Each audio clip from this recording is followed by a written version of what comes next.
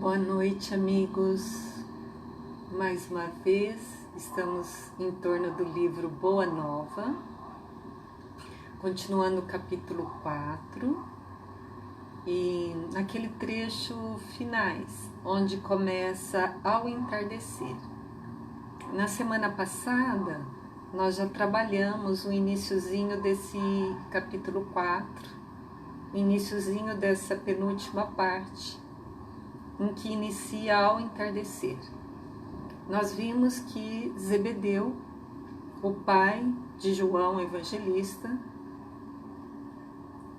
mais Tiago menor, após as atividades diárias de trabalho profissional, se dirige até a casa de Simão Pedro, onde Jesus ali estava. Foi bem recebido por Jesus, com muita alegria, e a pergunta de Zebedeu, Jesus responde com uma outra pergunta, dizendo: Zebedeu, conheceste algum profeta que no seu tempo foi amado?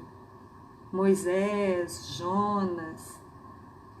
E Zebedeu então devolve a Jesus a resposta que realmente não, nenhum foi amado. Então Jesus trabalha com ele o conceito de que aqueles que seguem ainda a verdade é uma minoria e muitas vezes segue sozinho. É diferente da grande maioria. O que Hermógenes, por exemplo, fundador da yoga no Brasil, diria que são os humanoides, ou seja, aqueles humanos diferenciados, aqueles que têm um comportamento diferente da multidão, da grande maioria. Então o Evangelho de Jesus, ele vai trabalhar que ainda é de poucos corações, mas é um caminho efetivo. Ele vai trabalhar aqui. Então nós estamos no capítulo 4, na penúltima parte em que começa ao entardecer. E já estamos lá no parágrafo o pai. Então, o pai de Tiago e de João ouvia Jesus humilde e repetia: sim, Senhor.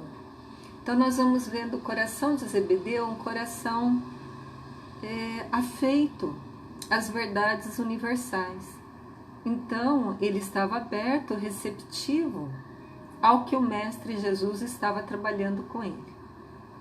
E Jesus, como se aproveitasse o momento para esclarecer todos os pontos em dúvida, continuou: o reino de Deus tem de ser fundado nos corações das criaturas. O trabalho é árduo e é o meu gozo. O sofrimento, o meu cálice, mas o meu espírito se ilumina da sagrada certeza da vitória. Nesse único parágrafo, nós vamos vendo que o reino de Deus, Jesus em inúmeras parábolas, inúmeros ensinamentos, e aqui também resgatado pela psicografia de Francisco Cândido Xavier, novamente trabalha o que é o reino de Deus. E nesse único parágrafo lido, ele traz onde é o reino de Deus, como se faz para conseguir e qual é o final desse percurso, dessa caminhada. Então vamos trabalhar o parágrafo. O reino de Deus tem que ser fundado, então onde? No coração. Então, para aqueles que imaginam que o reino de Deus, o reino dos céus, vai ser imposto por instituições em um lugar físico ou uma localidade, não é aí. Inclusive Jesus em outro momento trabalhou que o reino de Deus não está aqui nem acolá, mas no íntimo das criaturas. Então é no coração. É no campo do sentimento, coordenado pela consciência, pela razão, é que vai se estabelecer individualmente o reino de Deus. Mas como que vai ser instituído esse reino de Deus nos nossos corações? trabalho árduo. Então, o reino é uma construção. Tal qual a construção de um edifício precisa diariamente ser trabalhada incessantemente. Um tijolo com cimento, alicerce, sobe as paredes, coloca o telhado. Então, um trabalho contínuo e incessante. Então, no reino dos nossos corações, o trabalho é paulatino, diário, naquele verdadeiro sentido que não importa o final, o importante é a caminhada, com que presença e consciência está sendo feita. E o final, né? Qual é o final dessa construção? Mas o meu espírito, né, em letra maiúscula, quer dizer, a essência divina ilumina na sagrada certeza da vitória. Então é uma fatalidade. Até uma questão do Livro dos Espíritos codificado por Allan Kardec, né? Qual a única fatalidade? A perfeição. Então todos, a luz raiou para todos, não é para alguns. Alguns vão mais rápido, outros menos, num tempo totalmente diferente, mas todos, o reino, a conquista, a construção da edificação do reino de Deus vai ser para todos. É uma fatalidade, é uma finalidade de todos os filhos de Deus na terra. Nenhuma ovelha se perderá, lembra? Portanto, mais cedo ou mais tarde, doendo ou não, com amor ou empurrado pelas circunstâncias,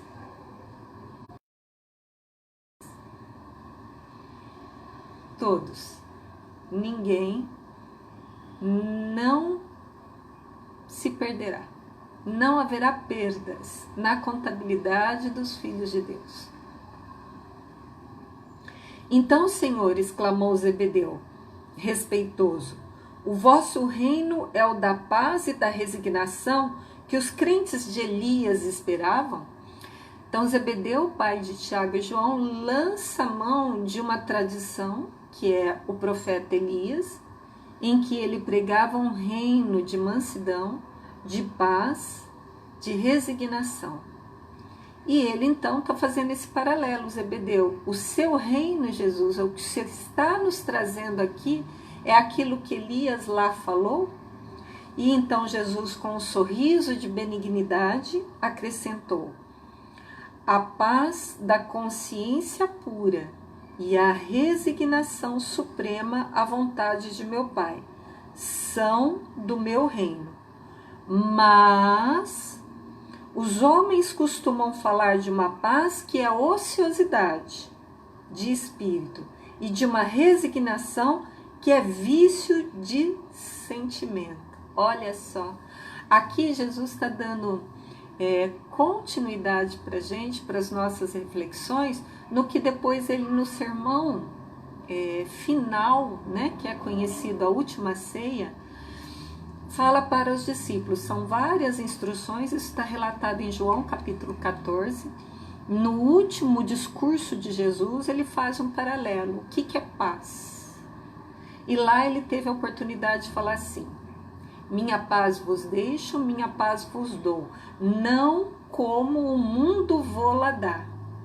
Então nós vamos lançar a mão dessa fala de Jesus para estabelecer isso aqui que o mestre estava ali dialogando com Zebedeu. Pelo último sermão, nós vemos que tem dois tipos de paz. A paz do Cristo, que não é igual à paz do mundo. Qual que é a paz do mundo? A paz do mundo é ociosidade. Você falar assim, eu estou em paz. A grande maioria, quando fala dessa forma, é porque não tem nada para fazer. Sinônimo de pacatez, de inatividade.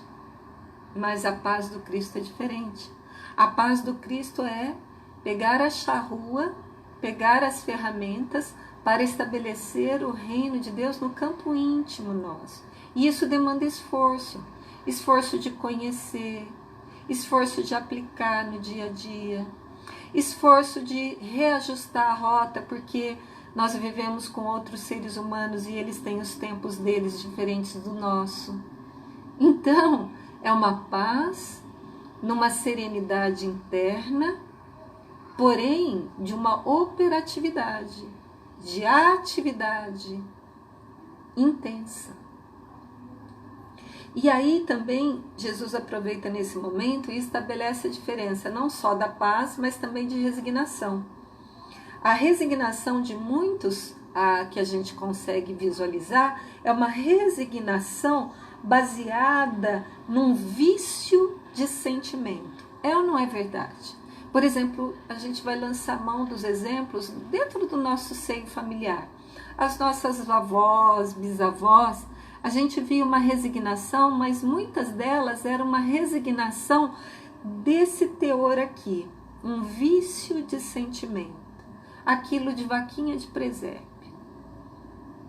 Aceita tudo. Sem presença, sem consciência. E não é essa resignação que o Cristo trouxe. A resignação do Cristo é na verdadeira prece em que se faz assim: Senhor,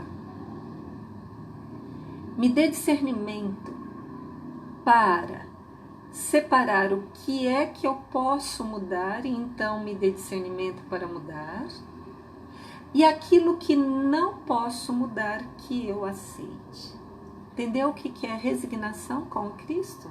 Não é um vício de sentimento, amém, amém, amém a tudo, não. É discernimento, lucidez para operar naquilo que está ao meu alcance e aquilo que foge à minha alçada. Então, administrar, tal qual um rio que, encontrando um obstáculo que não pode remover, desvia. Trago comigo as armas para que o homem combata os inimigos que lhe subjugam. Nossa, essa fala parece assim, nossa, arma. Já pensa logo, arma de fogo, arma branca, inimigo, um outro ser externo. Não. Aqui a gente vai fazer um paralelo com a carta de Paulo aos Romanos, em que fala assim: não vos conformeis, mas mudai as vossas mentes. Jesus também fala aqui, trago comigo as armas para que o homem combata os inimigos que lhe subjugam o coração, e não descansarei enquanto não tocarmos o porto da vitória. Então, o bom combate é o combate da subjugação das nossas ilusões, de tudo aquilo que não se alinha com o harmonioso, com o real, o que é válido para hoje e para a eternidade. Ou seja, tudo que foi ilusão, tudo que está morto vai morrer algum dia. Quer ver a maior ilusão que nós temos? Corpo físico. É a maior ilusão que a gente tem. Apesar de diariamente a gente olhar para o espelho e ver que ele está degradando-se devido aos processos naturais da degradação da matéria orgânica, a gente acha que nunca vai perdê-lo. E vivemos nessa ilusão. A gente acha que é um corpo físico. A gente esquece que nós somos espíritos, revestindo provisoriamente um corpo físico para aprendizado.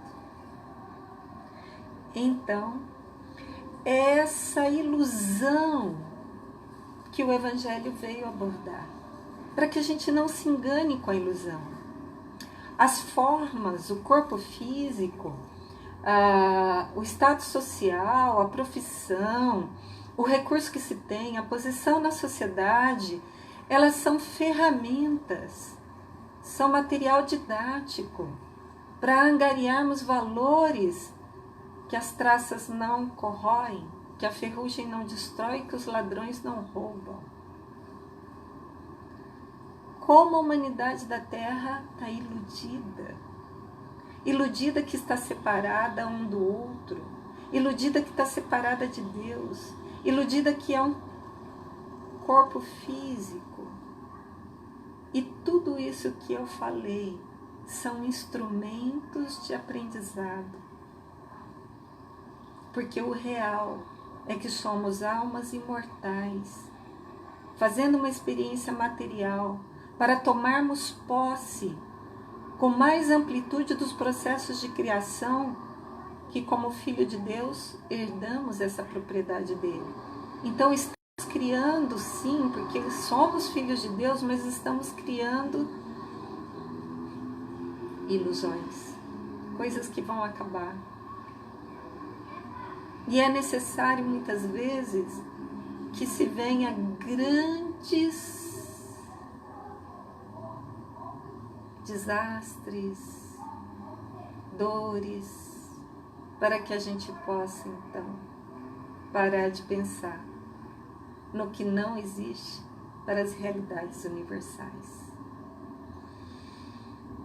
Agora, o que nos deixa de coração aliviado é que enquanto não tocarmos o porto da vitória, o Cristo Jesus não nos abandonará. Estará conosco. Naquele último diálogo que eu falava com os discípulos, depois de dar todas as instruções, ele diz assim: levantemos e sigamos.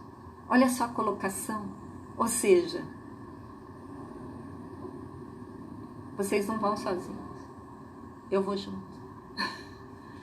É belíssimo quando a gente compreende essas nuances que a gente se esqueceu ao longo dos nossos processos, de que nós nunca estamos abandonados, nunca estamos sós, mesmo vivendo solitariamente. Existem seres em hierarquias maiores que se ocupam-se de nos auxiliar a chegar no patamar que eles estão. Tal é a fala de Jesus. Vós podeis fazer isso que eu faço e muito mais. Nos dando autonomia, nos gabaritando a caminharmos com lucidez, com consciência, com criações mais reais, mais duradouras. Continua no livro Boa Nova.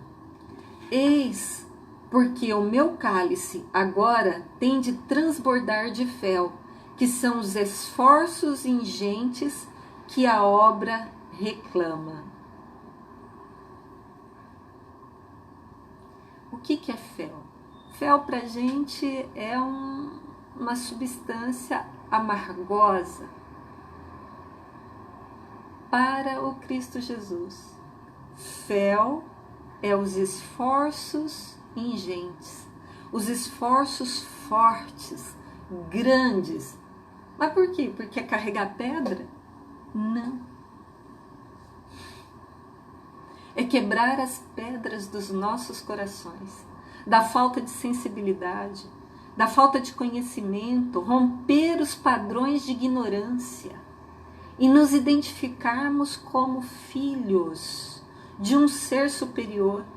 E se, portanto, somos filhos de um ser superior, todo o que é criado por ele, seja seres humanos, seja reino animal, seja reino vegetal, mineral, todos nós somos uma extensão do outro. É o que os orientais falam de Lakesh. Eu sou você e você é eu, porque é uma unidade. E como se quisesse pormenorizar os esclarecimentos, Jesus então continua com o diálogo com Zebedeu. Há homens poderosos no mundo que morrem comandando em seus palácios, sem nenhuma paz no coração. Isso há 2000 anos. Hoje também tem.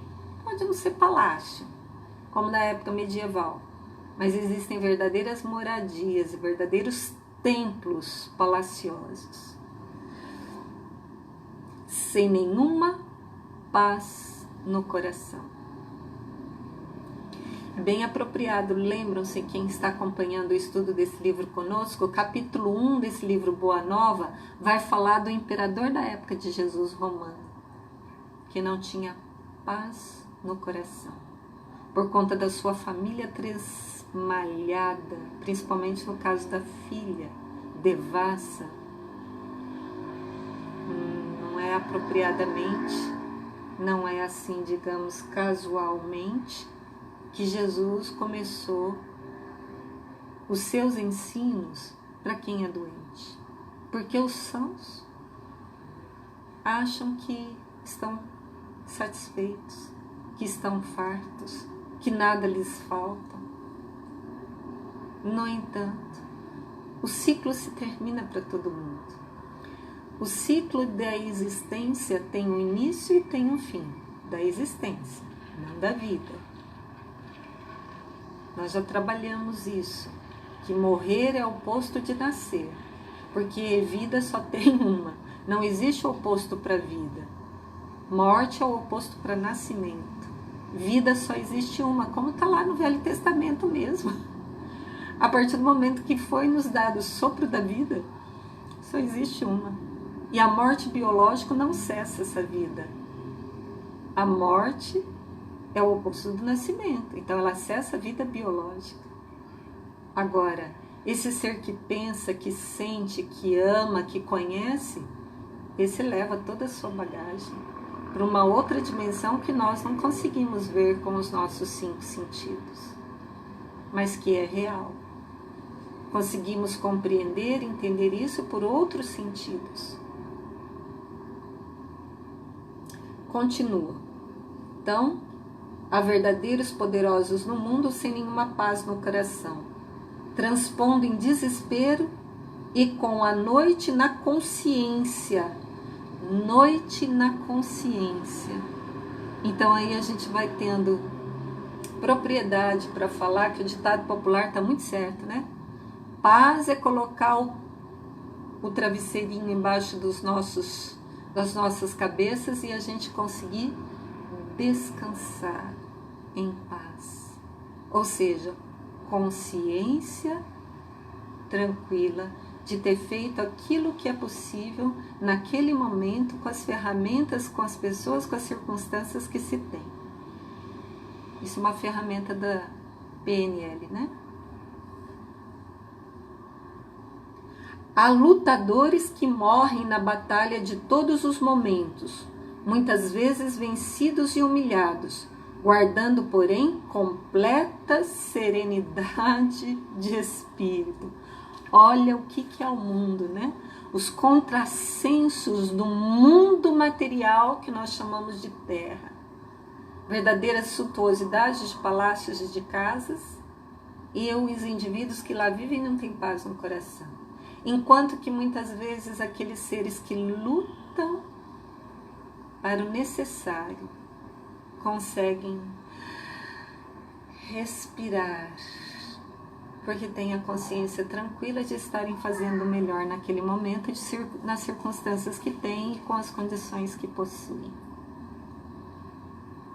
Eis os rompimentos de paradigma que nós estamos agora sendo convocados a pensar. Porque em todo bom combate repousa um pensamento no seio amoroso de Deus. Por que esses têm paz no coração? Porque eles sabem que o que estão passando vai acabar. Sabem que tem um ciclo. Mesmo que esse saber seja intuitivo, porque muitas vezes são pessoas que nem frequentaram bancos escolares. Muitas vezes não tiveram acesso à literatura filosófica que todos nós temos. No entanto, é algo íntimo de experiência vivenciada por esses outros sentidos que a gente está começando a desenvolver. O que o vulgar fala sexto sentido. É o sentido da intuição, é o sentido da fé, que faz com que a gente transite seguros, harmoniosos, porque estamos alinhados com as verdades universais e imortais. outros há que aplaudem o mal, numa falsa atitude de tolerância, para lhe sofrer amanhã os efeitos destruidores. O que Jesus está trabalhando aqui? Mais cedo ou mais tarde, tudo acaba. Tudo que for construído em cima de areia, areia não dá sustentação. No pequeno sossobro do vento, a construção se desfaz. Então, para se ter essa paz de espírito, a consciência tem que estar alicerçada em verdades universais, em verdades de imortalidade, em verdades de existir antes desse momento e vou continuar existindo depois desse corpo físico perecer, de que o que é harmonioso prevalece, o que é desarmonioso, a própria natureza dá jeito de expelir. Então são essas verdades universais que, se a gente souber aplicar em nossas vidas, nos traz paz, consciência tranquila. Continua Jesus no Boa Nova, capítulo 4. Os verdadeiros discípulos das verdades do céu, esses não aprovam o erro, nem exterminam os que o sustentam. Olha só, que pérola de Jesus! Aqui é a receita de como combater o mal. Não é com o mal. Olha a colocação de Jesus. Os verdadeiros discípulos das verdades do céu. Não é uma verdade, não é erro, não é equívoco, que é real, que é válido para hoje e para a eternidade. Os discípulos não aprovam o erro, nem exterminam os que o sustentam. Já tivemos ao longo da história filósofos falando. Eu posso não concordar com você, mas eu vou defender até o fim o direito de você ter a tua ideia. Então a gente não combate as pessoas, a gente combate o erro. A gente não aceita o errôneo, o incorreto, o que não é lígimo, o que não está alinhado com verdades universais. De forma nenhuma a gente critica, julga de qualquer forma e maneira o ser que está propagando em verdade. Deu para ter uma ideia que não é um combate com pessoas, é um combate com ideias equivocadas, com conceitos errôneos, fazendo a verdadeira acepção dessa fala.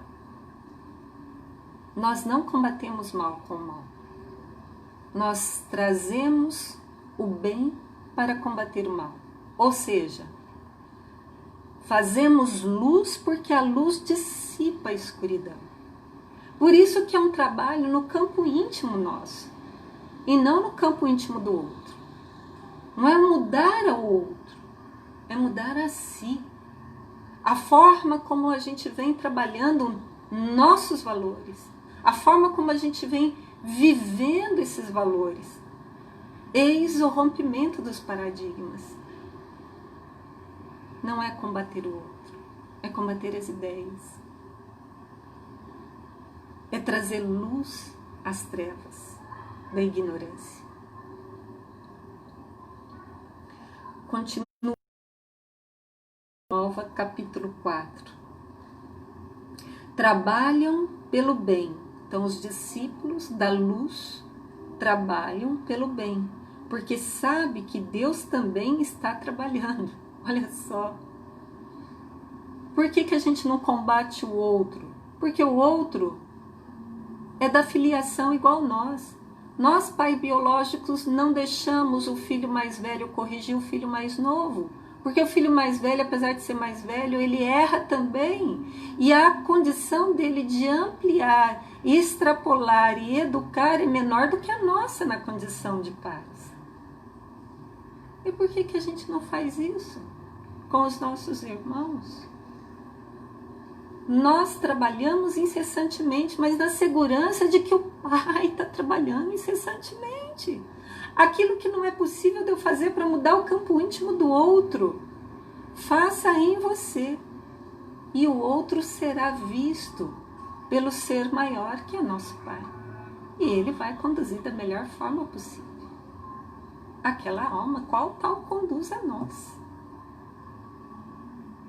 Eis o movimento de serenamento nosso interno.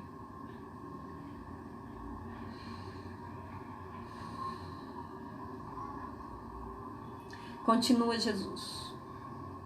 O Pai não tolera o mal e o combate por muito amar a seus filhos. Olha só. Então, quando a gente se avoca à condição de combater o mal, não, eu tenho que eliminar o mal no outro. Não. Só cabe a você olhar a si. E Deus continua combatendo o mal com as ferramentas que muitas vezes desconhecemos. Vamos prestar atenção numa ferramenta que a gente nunca imaginou? Mas vamos trazer aqui uma ideia muito coerente. Nós estávamos caminhando para uma terceira guerra mundial. Tal grau de desamor, desarmonia, de brigas, de intrigas políticas entre países grandiosos com países menos grandiosos. E em vez de uma terceira guerra mundial, criando mais a raça humana, o que explodiu foi uma somatização de nossos pensamentos, nossos hábitos, nossas divergências, nossas brigas, nossas impurezas internas, no favorecimento do aparecimento de um vírus que parou o planeta Terra, para que a gente pudesse então ter olhos, ter tempo para se olhar. E depois disso, rogamos ao alto que muita coisa mude. Eu posso falar por mim e cada um vai poder falar por si. A gente está pensando, está refletindo bastante, não está? Muita coisa vai ser qualificada nas nossas vidas depois desse movimento pedagógico. É assim que Deus opera, por caminhos que desconhecemos. Então cabe a nós olhar como Jesus trabalhou agora há pouco na leitura, no estabelecimento do reino, na boa luta no campo íntimo interno. Porque se há uma unidade, quando eu me melhorar, eu melhoro todo o contexto, por ressonância também. Enquanto os dois apóstolos fitavam em Jesus os olhos calmos e venturosos, que são João Evangelista e Tiago, filhos de Zebedeu, Zebedeu contemplava como se tivesse à sua frente o maior profeta do povo. Grande reino, exclamou o velho Zebedeu, pescador, dando expansão ao entusiasmo que lhe enchia o coração. Disse ditoso: Senhor, Senhor, trabalharemos convosco, pregaremos o Evangelho, aumentaremos o número dos vossos seguidores. O entusiasmo, muitas vezes fogo de palha, diante de uma verdade grandiosa. Ouvindo as últimas palavras de Zebedeu, o mestre elucidou, pondo ênfase nas suas expressões. E é aqui nessa fala que a gente pode pensar com muita propriedade que ainda os movimentos de multidões, de grandiosidade, de grande tumulto, ainda não é movimentos lídimos. Olha o que Jesus fala. Ouve, Zebedeu, nossa causa não é a do número, é a da verdade e do bem. É certo que a causa será um dia a do mundo inteiro, mas até lá Precisamos esmagar a serpente do mal sob os nossos pés. Deu para entender? Que ainda movimentos onde vai multidões, presta atenção que possivelmente não são movimentos verdadeiros, lídimos. Vamos pensar? Com todo o respeito, tá? Mas só para dar uma ideia. Estádio de futebol, onde até se mata, grande multidão. Até algum tempo atrás, menos de um mês, onde é que estaria a grande multidão a essa hora da noite? Nas novelas televisivas. O movimento de multidão ainda não é um movimento de verdade. A verdade ainda não é de multidões, mas será um dia. À medida que você trabalhar o seu coração, eu trabalhar o meu, e a gente ser âncoras que ancoram uma nova forma de pensar, isso reverbera.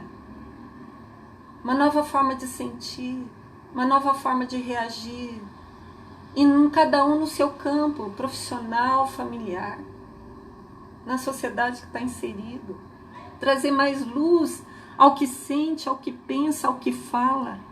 Isso vai influenciando, vai criando uma reverberação que a física quântica fala.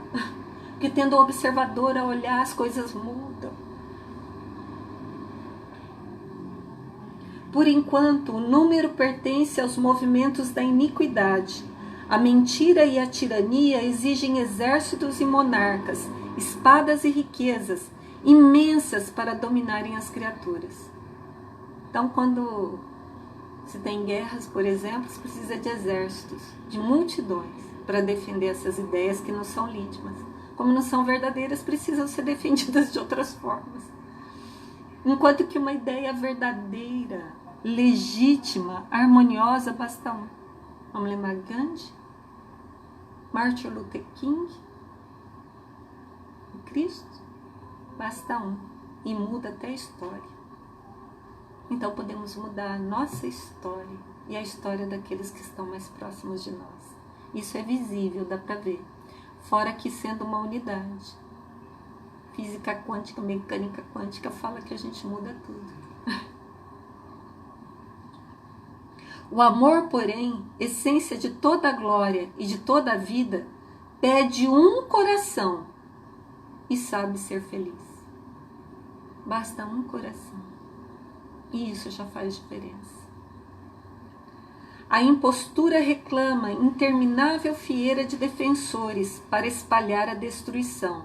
Basta, no entanto, um homem bom para ensinar a verdade de Deus e exaltar-lhe as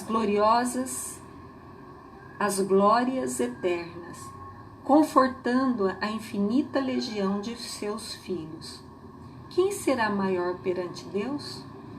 A multidão que se congrega para entronizar a tirania, esmagando os pequeninos, ou um homem sozinho e bem intencionado, que com um simples sinal salva uma barca cheia de pescadores? Fica aí a reflexão. Fazer o melhor que possamos com as ferramentas que temos no momento atual. Um grande abraço fraterno.